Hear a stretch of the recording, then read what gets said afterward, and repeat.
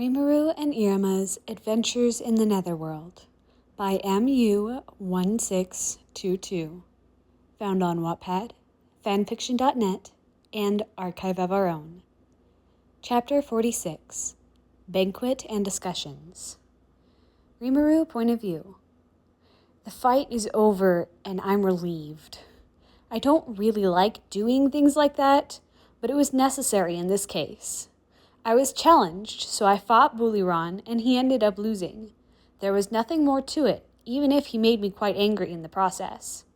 That's irrelevant to the outcome, though. I can't show weakness in the face of an enemy, so his fate was sealed the moment he decided to challenge my seat among the heptagram. Afterwards, Ciel told me she wanted me to hold on to Buliran's soul instead of breaking it down into magicules, and I didn't stop her. She said she had reasons to keep it. I didn't pry for details. I don't need to know what she's planning. I wouldn't say I'm in a good mood now, but I've at least calmed down for the most part. Well, some nice food during the banquet should cheer me up. Iruma, on the other hand, well, I think I scared him pretty badly. Being the sweet, innocent kid he is, he begged me not to finish Buliran off, but I don't regret my actions. I simply did what I needed to do as a demon lord and the leader of my country. I'll have to make it up to him later, maybe explain some things better so he understands why I did what I did. The food should help improve his mood too, knowing how he is. Now that that's all taken care of, I need to clean up. I'm a total mess, as well as the area around me. Both are completely covered in Buliran's blood. Gross. So I use my ultimate skill, Azathoth, to absorb the grime, and then I go about returning the room to its previous, smaller state. I also remove the barrier I put up to contain the battle and return the table to where it belongs in the center of the room.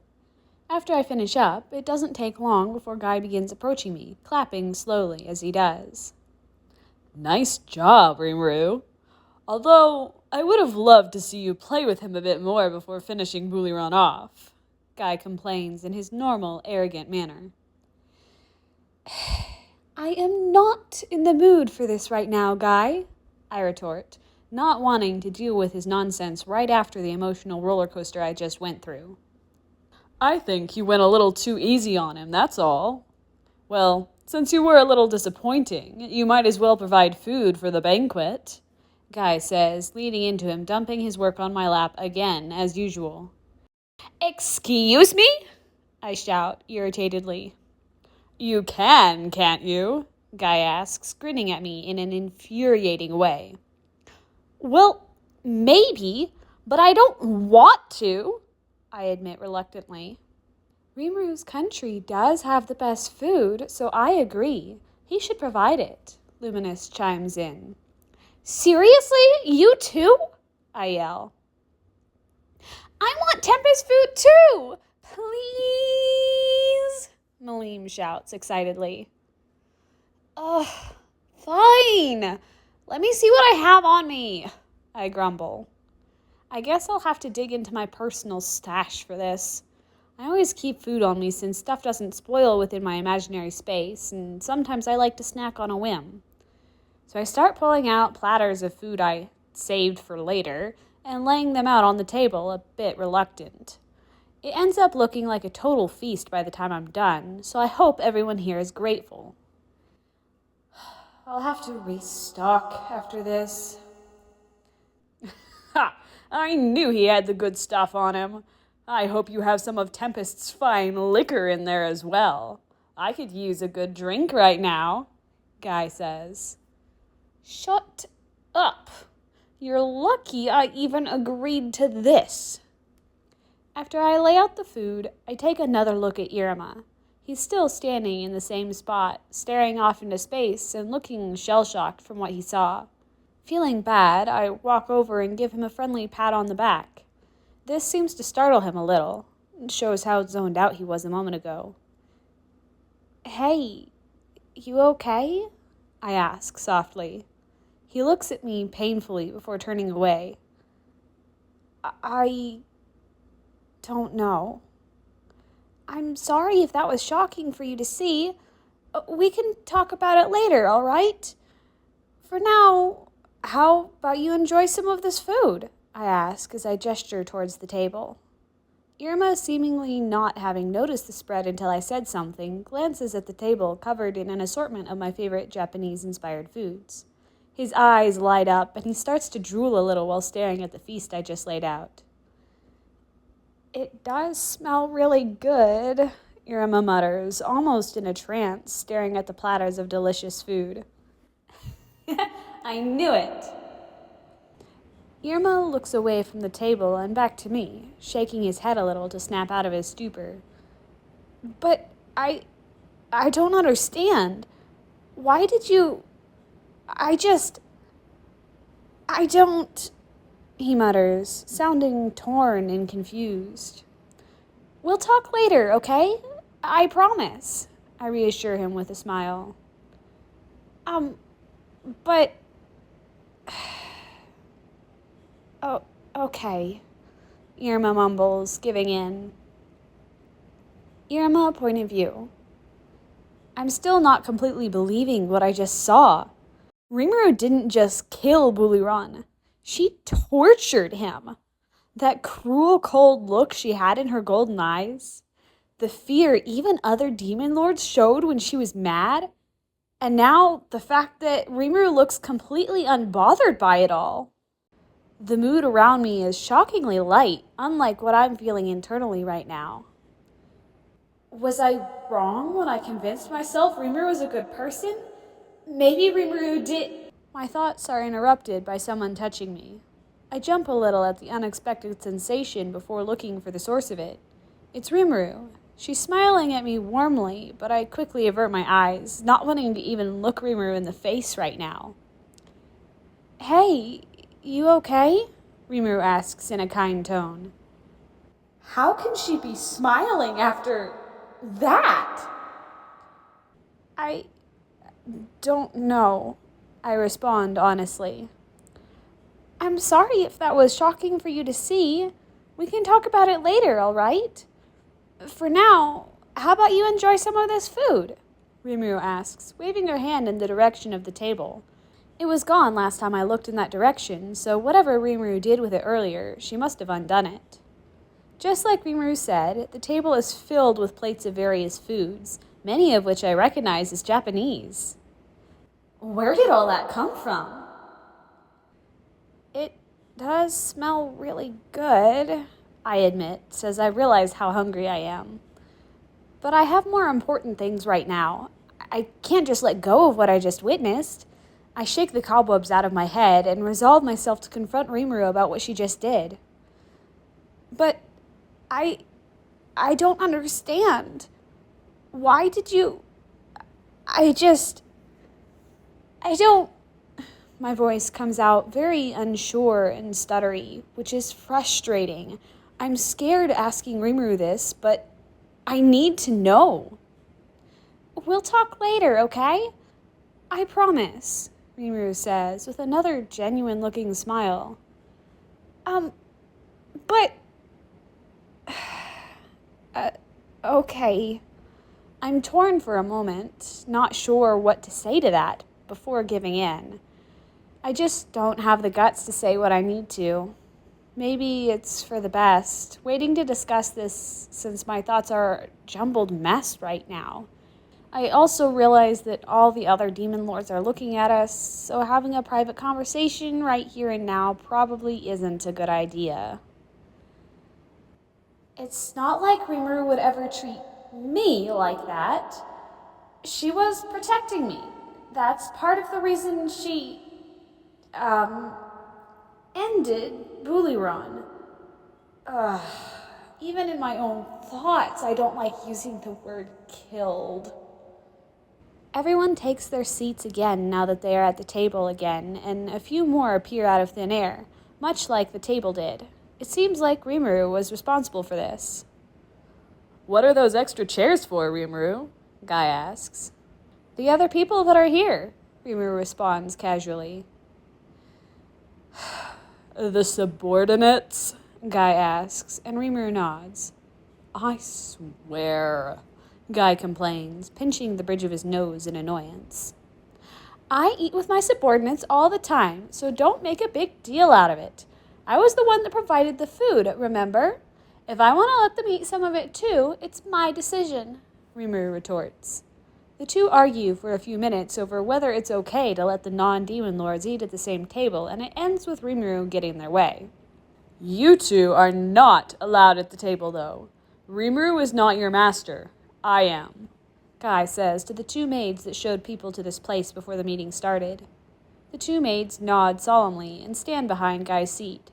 Rimuru doesn't look too happy about this, but I guess she has no say in this since they are Guy's servants, not Rimuru's. Everyone else sits, and Rimuru gestures to the seat to her left while looking at me expectantly.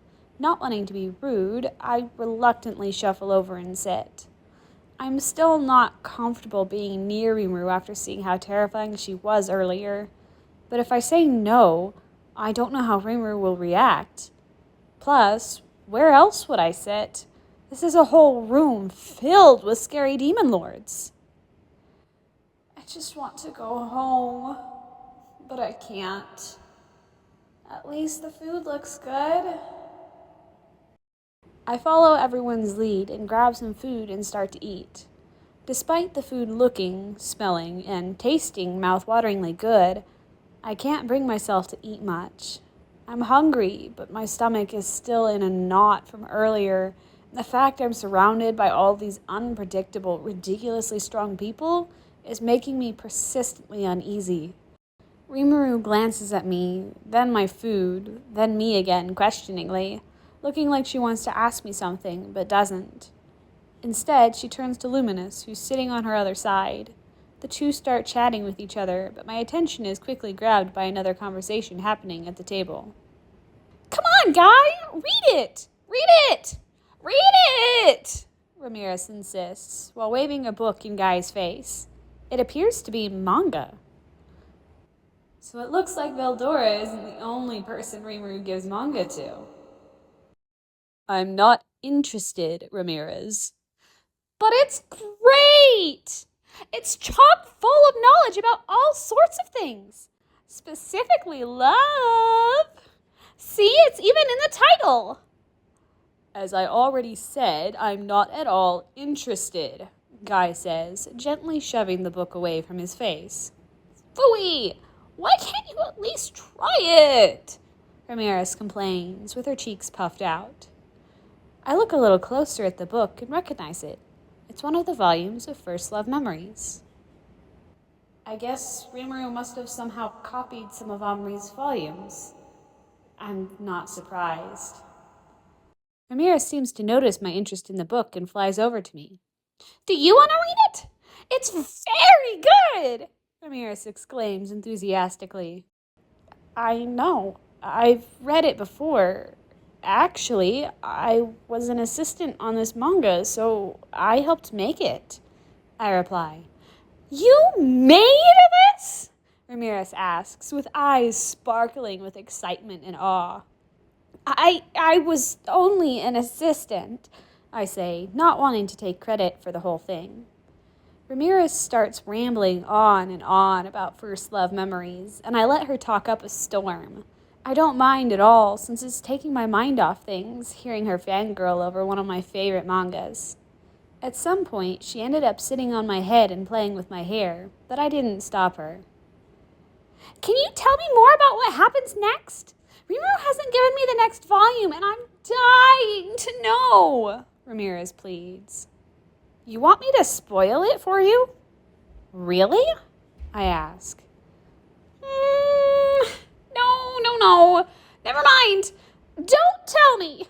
Ramirez thinks for a moment before changing her mind about me spoiling the story as she asked me to. Hey, can I ask you something? I ask her. Anything for someone who worked on sacred texts. I'm super smart, so ask me anything, Ramirez says confidently, hopping down off the top of my head and onto the table, now posing with her arms crossed. She's wearing an arrogant smile and seems fully convinced that she's super smart, as she put it. How did you meet Rimuru exactly? I ask. You want to know that story? I don't think Rimuru would care if I told you about that one, she says before pausing and thinking for a minute. I, the great and most beautiful Demon Lord Ramirez, was sitting around completely bored in my labyrinth. It was empty and not fun at all back then, just so you know.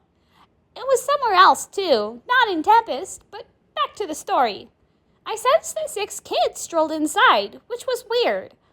Why is a bunch of kids waltzing into my place by themselves? I had no clue, but I decided to have some fun with them by scaring them away, Ramirez says with a mischievous grin. But it wasn't any fun because I didn't even get that scared, especially Rimuru, who I picked out as the leader right away. They even had the gall to ask for help from me instead of cowering from the spooky voice I was using. So I led them to my prized toys so I could kill them without killing them for fun. You probably know already how people can't die in my precious labyrinth unless I want them to, right? Yeah, Gobta and Hakuro brought me there and told me about it, I reply. Good. So you get why it was fine for me to have my toy attack them. But you know what that jerk did? Rimuru rips out a ball of flames and melts my magic soldier into nothing. There wasn't even a speck of it left when he was done using his crazy magic. I worked so hard on it, too. I'm sorry, I apologize, feeling bad for her having something she described as prized destroyed. Oh, don't feel bad. I made him replace it, so it's all good. Beretta's a lot cooler than that old thing, Ramirez says, pointing to the metal person who came with her. Thank you, Lady Ramirez, Beretta, who's sitting nearby, adds. I'm getting sidetracked. I was so upset, but there was nothing I could do since that black flame stuff he used was dangerous. Then, when I revealed myself, he didn't even believe me when I said I was a demon lord. So rude, Ramirez says with a pout. Soon, I found out he wasn't even human since he was hiding his slimeness perfectly and that he wasn't a kid either. The others were, though, and were also his students. Rimuru brought them to me to get greater spirits to inhabit them to save their lives. It's my job as the Queen of Spirits to bless people, so I agreed as long as Rimuru replaced my golem. Wait, you helped save Rimuru's students? I was told a little about that story and met Chloe last week, I say, connecting the dots between the two retellings. Yes, I was the one who saved them. Rimuru couldn't have done it without the amazing me, Ramirez says, pausing to strike another overconfident pose. I found out later the place he built, Tempest, was a pretty fun place, so I asked to move my labyrinth there. It took some time, but Rimuru agreed, and then we turned my new labyrinth into something even more special, Ramirez continues. Can I ask something about Rimuru's students? I ask. Yeah, go ahead. Why did they need spirits to go inside of them? I ask, still not understanding how that helped save someone's life. It was a solution Rimuru came up with to stabilize the energy otherworlders absorb when coming to the Cardinal World. Children don't have enough willpower to gain unique skills, at least usually, so the energy doesn't stabilize and kills them after a few years. He got the idea after he met that lady that Leon shoved a fire spirit into when she was a kid. Huh. What are they going into over there? Ramirez stops, turning her attention to Rimuru and Luminous. I turn my attention to them since it seems like something important is about to be talked about. While we're here, shouldn't we finally settle on that whole Dharmanjanya problem? We've been discussing it on and off for a long time now. I wanted to give their new leader some time to reach a certain point and possibly join us, but it's taking too long, Rimuru says, mostly talking to Luminous, but she's speaking loudly enough that the entire table can hear. It hasn't been that long, Rimuru, Guy says. It's been more than 2 decades. What do you mean it hasn't been that long? Rimuru says incredulously. You really need to grow out of that mortal perspective on time. It's about time you got past that, Rimuru, Guy replies offhandedly. Can we just get back to the point? Rimuru asks, starting to get annoyed. I suppose we could finally close on the issue, Luminous replies. You're still wanting this portion, right, Luminous? Rimuru asks, conjuring up a large floating map with magic. I assume it's of the continent we are currently on. I can't read what's written on it, but that's what would make sense. One of the countries is lit up brightly, so it must be the country they're talking about. Of course, Luminous responds calmly. What do you think about me taking the majority under my control, including the coastline, while you claim this portion that borders your territory? Rimuru asks Luminous, and the lit-up portion changes color. The larger section of it becomes blue and the smaller red. I guess the blue represents the part Rimuru will take, and the red represents Luminous's section, based on what she said. Is Rimuru really talking about taking control of an entire country over dinner? I look around the room in disbelief. The other demon lords look more bored with Rimuru's discussion than, if anything, not appearing to be listening much at all. They all seem so casual about it, too. Even Rimuru. And she seems the most serious out of all of them. I don't mind that. You already have your slimy fingers intertwined in their politics anyway, so taking over in an official sense wouldn't make much difference to the world's balance as a whole. Kai chimes in, interrupting Rimuru's talk with Luminous. What are you implying? Rimuru asks coldly. That you are secretly controlling that place already. Guy smiles. Darmanjania is an independent country that Tempest just happens to have a decent relationship with at this point, so don't insinuate anything more than that, Guy, Rimuru insists. You're still touchy from earlier, aren't you? Guy asks teasingly. Can you not do this right now? I'm trying to have a serious discussion with Luminous, which doesn't involve you, Rimuru complains, sounding fed up with Guy's teasing. Why are you being so serious, Rimuru? We're just having a casual conversation over a nice dinner. A casual conversation that's deciding the fate of an entire country. Guy just laughs off Rimuru's complaint. He seems to take everything even less seriously than Rimuru. I thought she was bad about that. I guess deciding the fate of an entire country, as Rimuru put it, is a very important subject, so it makes sense for her to be serious. This seems to be out of the norm, though, compared to all the others at the table. I always thought Rimuru took most things too casually, but I guess there's seriousness when it's necessary. So is it settled now? Rimuru asks. Nobody complains, and Rimuru seemingly takes this as an agreement. Rimuru and Luminous stand up and shake hands to seal the deal before both sit back down at the table. Glad we finally sorted that out. I was getting sick of getting brushed off every time I brought it up, Rimuru says before sitting back down and taking a bite of her food. There's a moment of calm before I'm startled by something loud coming from behind us.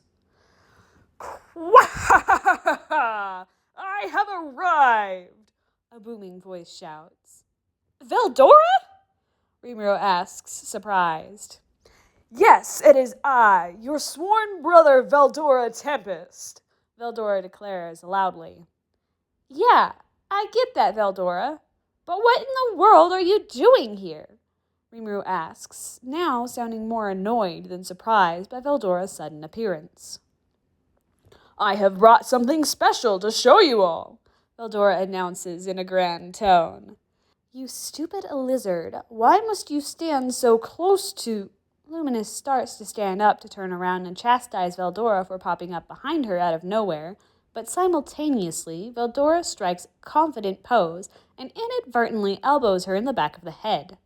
Luminous's face ends up going straight into the takoyaki on her plate as she is smacked on the table by Veldora's elbow. Rimuru laughs uncomfortably and backs away as Luminous slowly stands up, wipes the sauce from her food off her face, and glares at Veldora. Damn you, dirty lizard! How dare you!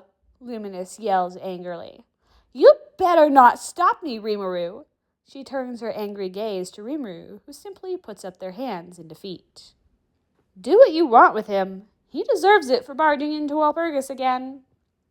Luminous then springs forward and for some reason hugs Veldora. It wasn't a gentle hug, though, more like her roughly squeezing him. Veldora squeals in pain as she does this, and he looks at Rimuru with pleading eyes. Rimuru! I'm just delivering the special... Something Diablo gave me! Veldora explains, being interrupted multiple times from waves of pain caused by Luminous. That can wait, Rimuru says sternly.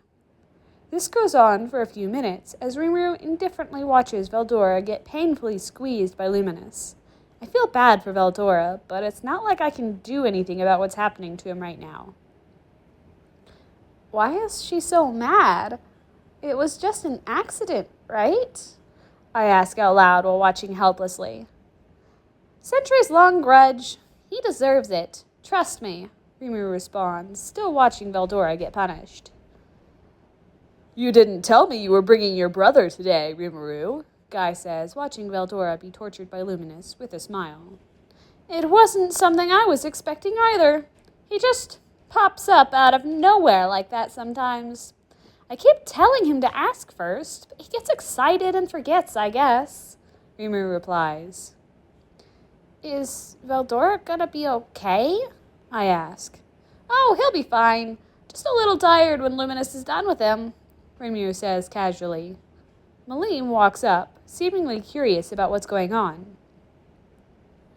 What's that thing that Uncle Veldora dropped? Malim asks Rimuru. Huh. Seems like a projection crystal, Rimuru says as she picks up the small bluish crystal off the floor, ignoring the screaming dragon completely now.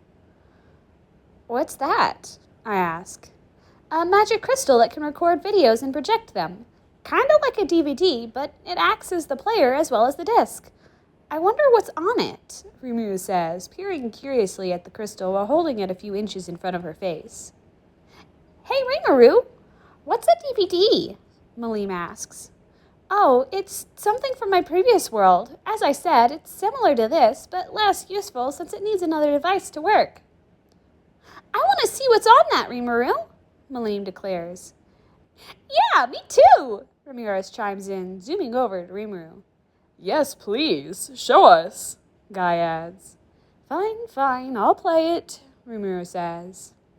I might as well see what all this excitement is about, Leon says with a shrug, not sounding at all excited. I suppose I can delay the annoying lizard's punishment to see what this crystal contains, Luminous says, letting go of Veldora. Hey, Veldora, do you have any clue what's on this thing before I show it to everyone?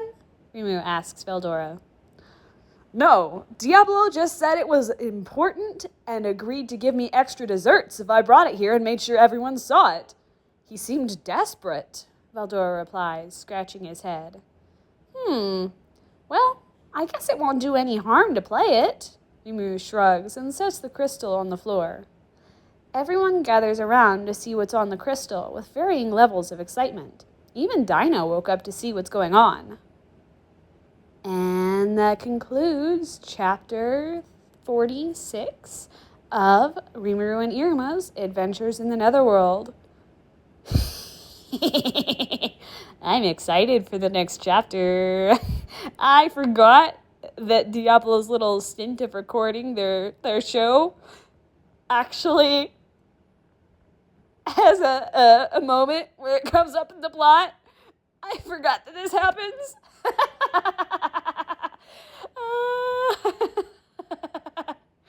I am loving that. And I am looking forward to being reminded of all of the Demon Lord's reactions to getting to see this glorious moment that Rimuru and Iruma actually are both going to hate having exposed. Anyways, enough of that excitement. I hope that you enjoyed this chapter, my lovelies, and I will see you all next time. Bye-bye.